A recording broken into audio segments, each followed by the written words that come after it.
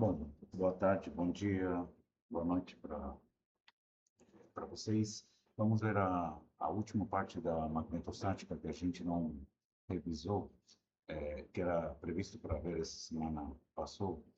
E lembrando todos os tópicos que a gente viu até agora, eh, a primeira parte foi relacionada com o princípio de indução eletromagnética, sua forma integral e diferencial, a lei de Lenz, vimos o conceito de Fein de movimento e lei de Faraday generalizada, vimos muito brevemente o gerador que o Faraday criou, e na segunda parte a gente viu os conceitos de energia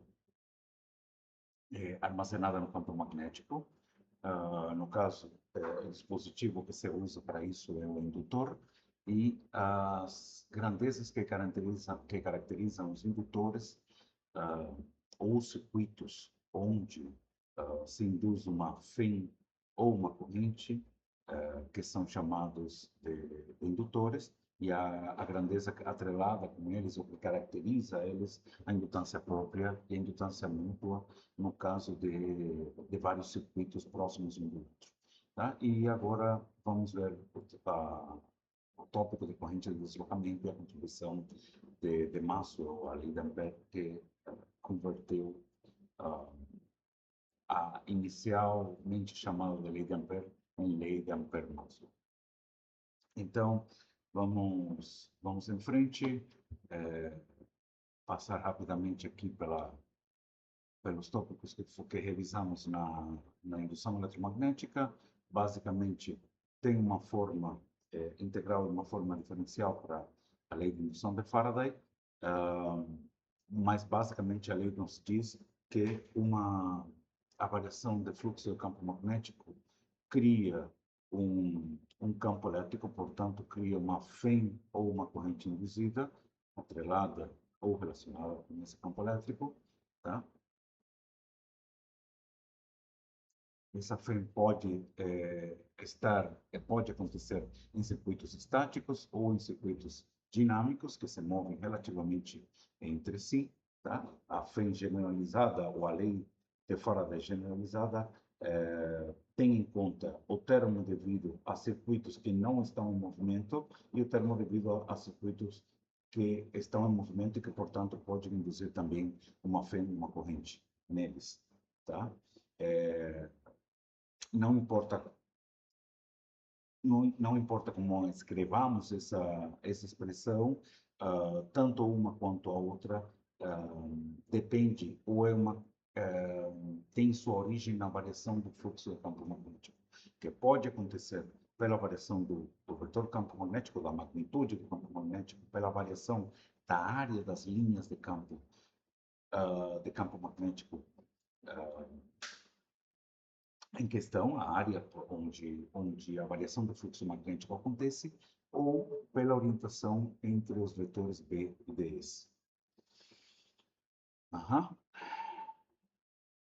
Vimos também que a grandeza que caracteriza circuitos indutivos ou indutores é a indutância, tá? E a indutância não é mais que também é chamada indutância própria ou autoindutância, não é mais do que o termo de proporcionalidade entre o fluxo de campo magnético e a corrente em um dado circuito, tá? A corrente induzida em um dado circuito, tá? Então, a indutância no sistema internacional é dado em Henry, tá? E podemos tentar desvendar como ou entender qual é a energia ou qual é a expressão da energia magnética armazenada em um indutor, se pensarmos em quanto custa mover uma carga de uma determinada fonte até o indutor. Tá? Se a gente pensa numa carga de Q que move da fonte até o indutor, então o trabalho que é realizado pelo indutor, ou seja, o indutor vai se opor a que essa carga crie um campo magnético nele, ou varie o fluxo de campo magnético na região em que ele está, tá? Então, isso aqui pode ser escrito, qualquer trabalho é escrito como FEM vezes o dq e dt, tá? O dt pode ser escrito, ou e dt pode ser escrito como dφ, certo? Pela lei de Faraday. Se queremos, então podemos escrever o dφ como L de di, a variação da corrente, e se quisermos saber qual é o trabalho total ou qual é a energia total armazenada no indutor, então temos que integrar esses infinitesimos de trabalho entre uma corrente zero, ou seja, quando a fonte está desligada, até a corrente máxima que passa no indutor. Tá? Isso nos levou à expressão meio dele i ao quadrado, que é a integração desse termo aqui. Ok? Então, essa energia armazenada no campo magnético do indutor que é criado, que é estabelecido pela corrente fornecida por uma fonte. Okay? Se temos uma distribuição de corrente não filamentar, no caso de um indutor ou de qualquer circuito, de qualquer filamento de corrente, tá? Para uma distribuição arbitrária de correntes, eu faço a passagem de como chegamos nessa expressão aqui, mas basicamente é trocar o IDL, a corrente vezes o elemento de comprimento, por JdV, e chegamos nessa expressão aqui para a energia magnética, tá? Usando a lei de Ampère, chegamos nessa expressão. Se integrarmos por parte essa expressão aqui, chegamos em dois termos, um termo no volume, um termo na superfície, mas quando a gente lida com campos localizados, ou seja, campos que se anulam no infinito, o termo de superfície se anula, ou ele tende a zero mais rapidamente, e ficamos com o termo no volume e o termo para a energia magnética criada ou gerada por uma distribuição de correntes localizadas. Tá? A densidade de energia, não é mais do que integrando essa expressão aqui, e os casos particulares envolvem os meios lineares, tá? Que sabemos que a relação entre B e H a proporcionalidade, o termo de proporcionalidade é permeabilidade magnética, tá? Portanto, a densidade de corrente pode ser escrita dessa maneira aqui, ou no vácuo, em que μ igual a zero, e a densidade de energia pode ser escrita dessa forma. Se tivermos uma situação em que se tivermos dois circuitos muito próximos um do outro, de maneira que se tivermos uma corrente em um desses circuitos e não há nenhuma corrente no outro, mas o outro circuito está próximo o suficiente do primeiro, de maneira que as linhas de campo que essa distribuição de corrente cria afeta nesse segundo circuito, se houver uma variação nessa corrente aqui, haverá variação do campo magnético, portanto, variação do fluxo do campo magnético, e uma corrente induzida aparecerá no segundo circuito. Nesse caso, quando temos dois circuitos, então falamos que o fluxo criado no segundo circuito é proporcional à corrente no primeiro circuito, com um termo de proporcionalidade que é chamado de indutância mútua, e nos diz que a indutância no segundo circuito devido à corrente no primeiro, e por propriedade de simetria é fácil demonstrar que se a corrente estiver no segundo circuito, não no primeiro, então a indutância no primeiro circuito devido à corrente no segundo é igual à indutância no segundo circuito devido à corrente no primeiro. E esse M12 ou M21 pode ser dado em termos dessas duas integrais de trajetória, o produto dessas integrais de trajetória, que é chamado de fórmula de Neumann. Se queremos generalizar, no caso da energia potencial criado por um circuito por um sistema de N circuitos isolados, então temos que multiplicar a autoindutância no circuito I devido à corrente no J, vezes a corrente no I, vezes a corrente no J. Tá? E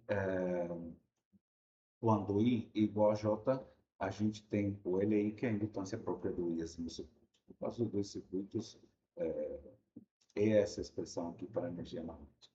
Tá? Esse M, a autoindutância, é maior que zero quando os fluxos se somam, e menor que zero quando eles se subtraem. O caso típico de um indutor, o exemplo canônico de um indutor é o solenoide. Tá? E a gente pode determinar tanto o campo magnético no solenoide quanto a indutância nele, nos apoiando na lei de Ampère. Vocês devem lembrar que fazemos um corte transversal no solenoide e criamos uma curva amperiana arbitrária, envolvendo um certo número de espiras por unidade de comprimento.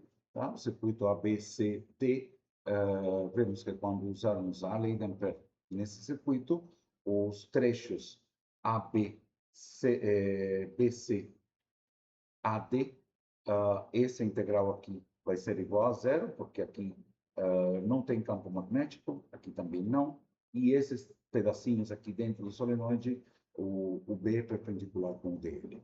Tá? Lembrando que o DL acompanha a curva no sentido horário e no sentido anti-horário, não importa. O que importa é que nesses pedaços aqui, B e DL são perpendiculares e você faz zero. Portanto, essa integral fechada apenas fica integrado a trajetória no trecho CD, onde o B é constante, pode sair com integral.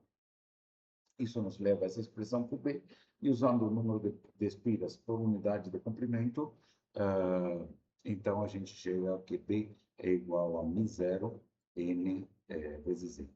Tá? Se queremos saber, então, qual que é a indutância de um solenoide, então, pegamos o fluxo total, multiplicamos o número de espiras, o número total de espiras, vezes o campo magnético, vezes a área, tá? Isso aqui não é mais do que o fluxo de uma espira, certo? Substituímos o B aqui dentro e chegamos nessa expressão, e esse termo aqui, que como vocês veem, só depende de fatores ou constantes ou fatores geométricos do solenoide. Então, a gente determina a indutância do solenoide, que, embora essa seja a indutância do solenoide, tem uma característica geral para todos os indutores, e é que ela depende só de fatores geométricos ou de termos constantes. Bem, o que a gente não tinha visto era o que aconteceu com a lei de Ampère quando Maxwell tentou estabelecer ou correlacionar todas as leis do eletromagnetismo. Ele percebeu que havia uma inconsistência fundamental na lei de Ampère quando era aplicada a situações envolvendo campos elétricos que variavam no tempo. Tá? A lei de Ampère original era essa aqui. Se aplicarmos o divergente ou isso divergente a rotacional, vemos que matematicamente isso tem que ser igual a zero. Isso implica que o divergente de J tem que ser igual a zero. Se vemos uma equação de continuidade, para isso aqui ser verdade, então a derivada da densidade de corrente de cargas tem que ser igual a zero, não pode variar no tempo, tá? Tem que ser constante. Só que em situações não estacionárias, o divergente de J é diferente de zero. Então, essa situação teria que ser analisada, discutida, corrigida, para poder contemplar essas situações aqui. Aí o Maxwell propôs que deveria ser acrescentado um novo termo à lei de Ampère, que seria chamado de corrente de deslocamento, que conteria a variação do campo elétrico com relação ao tempo. Tá? A variação temporal do campo elétrico. Em que se baseou ele? Bom, que ele chamou de corrente de deslocamento porque, em termos de a consideração das unidades, esse termo teria que ter as mesmas unidades do primeiro, ou seja, ampere por metro quadrado.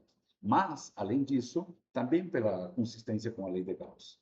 Tá? Se a gente aplica o divergente no JD que ele propôs, Então, vemos que, bom, aqui são comutáveis, uma derivada é no tempo e outra no espaço, e esse termo daqui é a lei de Gauss. Portanto, chegamos a que o divergente de JD, da corrente de deslocamento, é a variação da densidade de carga no tempo. Tá? E o que isso nos diz é que um campo elétrico que varia com o tempo se comporta como uma corrente. Tá? Isso é importante. Então, se a gente calcula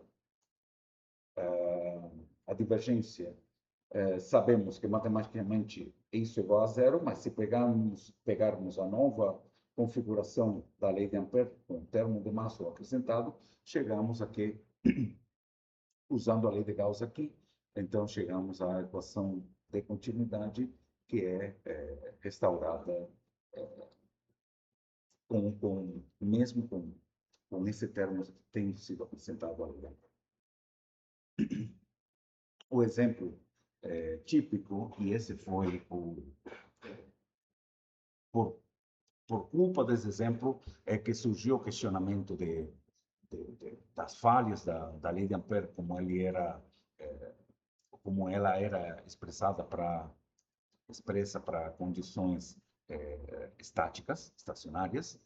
Então, suponha que temos um capacitor de placas circulares, paralelas circulares, de raio de placas e rão, e a distância entre as placas muito menor que o raio, tem uma corrente carregando as placas, e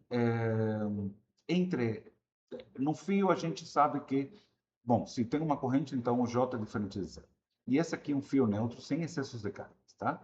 E entre as placas, a corrente de condução tem que ser igual a zero, porque o que temos é o vácuo. Mas sabemos que como há a carga se acumulando em cada uma das placas, então a derivada de ρ temporal de ρ deve ser diferente de zero, tá?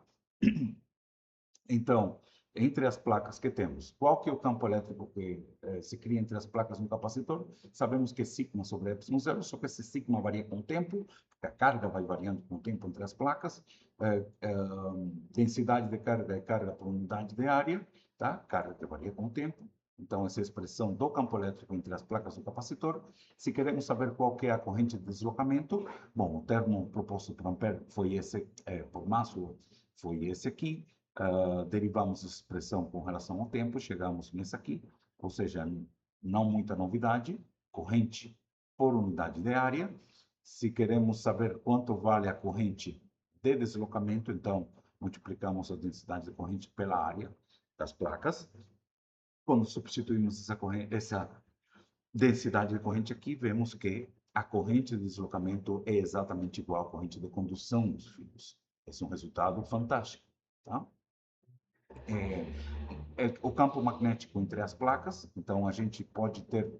notem que aqui fora, se a gente pega um contorno, uma curva amperiana em torno do fio, então tem uma corrente aqui, portanto a lei de Ampère, a integral fechada de B escalar com BL é diferente de zero, mas entre as placas, ela só pode ser a corrente entre as placas, só pode ser a corrente de deslocamento, tá? Então, quando colocamos a corrente μ0 vezes a corrente de deslocamento, pegamos o fluxo do campo elétrico aqui, que não é mais do que campo elétrico com a área da curva amperiana, tá? Que é menor do que a área das placas.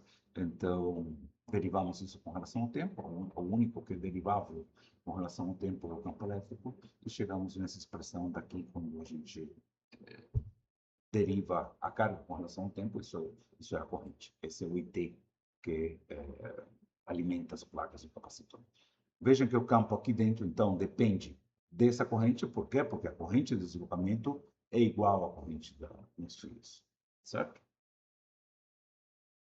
Então, as equações de Maxwell no vácuo, a gente tem essas quatro equações, aqui tem um erro, tá? Tá faltando o termo estacionário, que vocês já terão corrigido no arquivo.